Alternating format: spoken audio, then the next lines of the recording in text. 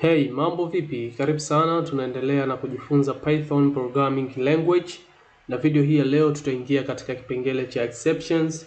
Katika Python, exceptions ni matukio yanayotokea wakati ambapo program zetu zinafanyiwa executions. Yaani program zetu muda ule ambao zina run, pale ambapo huwa executed, inaweza kusababisha makosa ama hali zisizotarajiwa. Hii inamaanisha kuwa program inakutana na shida ambayo haiwezi kushughulikia kawaida. Unakuta program muda huo huo huweza kusimama na kuonyesha error. Sasa hiyo error ndio inajulikana kama ni exceptions.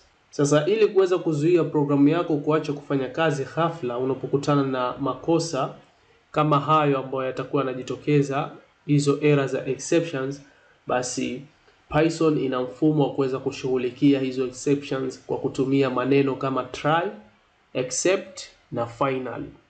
Okay, so tutakwenda kuona jinsi gani ambavyo hizi zinatumika. Kwa mfano, try hii ni just sehemu inakuwa na zile kodi zako ambazo hujaribiwa, yani sehemu ambayo inaweza kutoa hizo exceptions. Unakuwa na kodi zako lakini tayari kwenye hizo kodi ikitokea kitu fulani inakuwa inajitokeza error fulani. Sasa kodi hizo ndizo ambazo unaziweka katika try. Tutaenda kuona jinsi ya kuweka muda so mrefu. Lakini except ni ile sehemu ambayo inakabiliana na zile exceptions sasa ambazo zikiweza kujitokeza. Unaweza kutumia except moja au zaidi kushughulika na makosa fulani. Unaweza kuwa na except zaidi ya moja katika hiyo program yako, katika hiyo program file yako. Lakini final ni ile sehemu ya kodi ambayo itatekelezwa hiyo exception imetokea au haijatokea. Mara nyingi hii final hutumika ku clean up, usafishaji wa rasilimali kama kufunga faili ama kuachilia kumbukumbu. Okay? Tutaenda kuona zote hizo the way ambavyo zinafanya kazi zinavyoandikwa katika kodi zetu.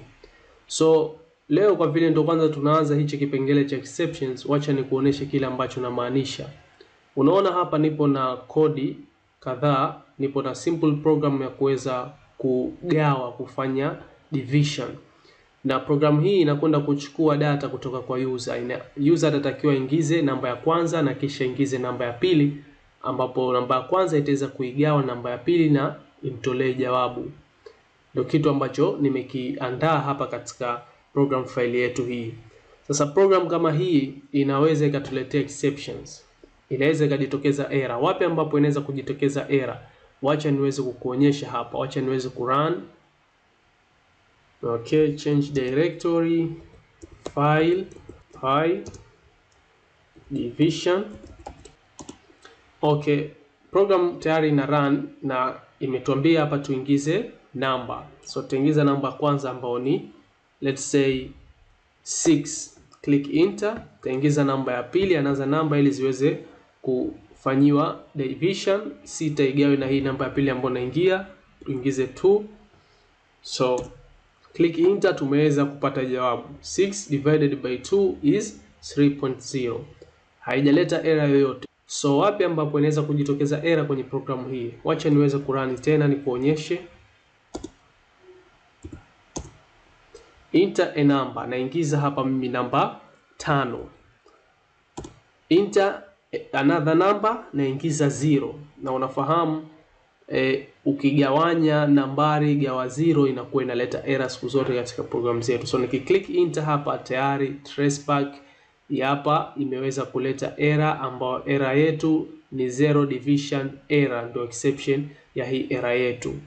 Sasa unaona hapa inatuandikia division by 0. Unaona namba hatuwezi kudivide by 0, imetuletea error. So error kama hizi moja kwa moja zina stop programu yako kuweza kurun hapo hapo bila ya kuweza kufanya means yoyote ya kutoa information yoyote kumwambia yule user pengine hicho ulichoingiza kina makosa, ingiza sahihi. Kama hii sisi tayari tunafahamu kwa vile ndo tunajifunza hizi error, tunazielewa na tunajua jinsi ya kuzisoma. Lakini user kawaida hatakiwi kuona hizi error hapa. Sasa ni muhimu kuweza kutumia hii exceptions ambayo itaenda kuondoa kitu hichi ambacho nakiona. So kwa mfano program kama hii tukiweza kuitengeneza tena vizuri, tuna uwezo kutumia try na except kuweza kuondoa hii exception ambayo ni ya 0 division error. Lakini pia program hii bila hata kutumia exception, kuna njia ya kutumia if statement na tukaweza kuondoa error hii.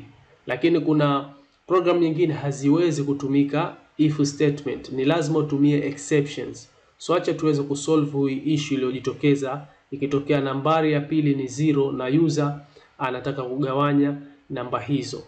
Isiweze kuleta hii exceptions error, iweze kutoa error ambayo sisi tutahitaji kuweza kumuonesha user na aweze kuelewa kile ambacho amekikosea. So acha tuweze kusolve hii issue kwa kuweza kutumia if statement. Hatutaweza kutumia try na except kwanza. Wacha nikuoneshe tutakapoweza kusolve hii problem hapa kwa kutumia if statement. So simple, wacha ni clear screen yangu huku chini na niweze kuisogeza hapa niweze kufanya marekebisho katika hii program. So if statement condition ambayo tutaitumia, tutakwenda kuweka condition ambayo itacheki je, hii another number ambayo ni namba ya pili sio sawasawa na 0. Kama sio sawasawa na 0 basi iweze kudivide na kuweza kutoa result. Lakini kama ikitokea katia 0 user basi iweze kumtolea ujumbe kuwa huwezi kudivide by 0. Okay? So wacha tuweze kufanya kitu kama hicho. So hapa nitatengeneza if statement. If condition yangu itakuwa ni num2 ambayo ni namba ya pili itakayoingizwa, hii inatakiwa isiwe sawasawa na 0. Okay? Sawasawa na 0. Kama ikileta jibu la true sio sawasawa na 0 basi kifanywe kitu cha humu ndani ya hii if condition yetu. Lakini ikitokea ni sawasawa na 0, maana yake condition yetu italeta jibu la false, basi ije katika else huku na iweze kumtolea ujumbe ikimwambia kuwa huwezi kudivide by 0. Okay, simple tu kama hivyo. So cannot divide by 0, huwezi kugawanya na 0. So sasa hivi programu yetu tukiweza kuirun hapa, nikiacha niweze kukuonyesha. Click enter. Enter a number nitaweka mimi 6, click enter. Tunaingiza 0. Okay, tuone itatuambiaje. Click enter na tayari imetuambia cannot divide by 0. Umeona ile exceptions error haikuweza kujitokeza kwa sababu tumeweza kutumia if statement kuweza kuondoa hii issue hapa. Kwa hiyo hapa imemwambia huwezi kugawanya na 0. Lakini sasa kama nilivyotangulia kukwambia, program nyingine hazikubali kuweza kutumia if condition kuweza kufanya kitu hicho. Itakubidi tu uweze kutumia hii exceptions ambayo utatumia try na except na final. So katika video ambayo inafuata nitakuja kuonyesha sasa jinsi zinavyotumika. Try inatumika wapi na except inatumika wapi na the way ambavyo zinafanya kazi. Nadhani leo umeweza kupata utangulizi na kufahamu kidogo kuhusiana na exceptions. Ndio lengo la video hii. Sasa video inayofuata tutakuja kuona jinsi ya kuziandika hizo try and except. Na kama unajiuliza hapa sasa, kama imetoa error hii cannot divide by 0, atawezaje kuingiza namba isiyokuwa 0, hii namba ya pili? Unaweza kufanya mwenyewe huko program kuendelea kuitengeneza hii program ambayo moja kwa moja ikarepeat hapa kitendo hiki cha kuweza kuchukua namba hii ya pili. Tayari tumeshajifunza vitu vingi huko. Tushajifunza loop ambao unaweza kutumia hapa, hizo conditions if statement tayari, kwa unaweza kujaribu mwenyewe ikawa inajirudia. Endapo akiingiza namba ya pili ni 0, siku zote mwambie kuwa umeingiza namba 0, imtolee error, lakini pia mwambie ingiza namba ambayo sio 0 ili iweze kudivide.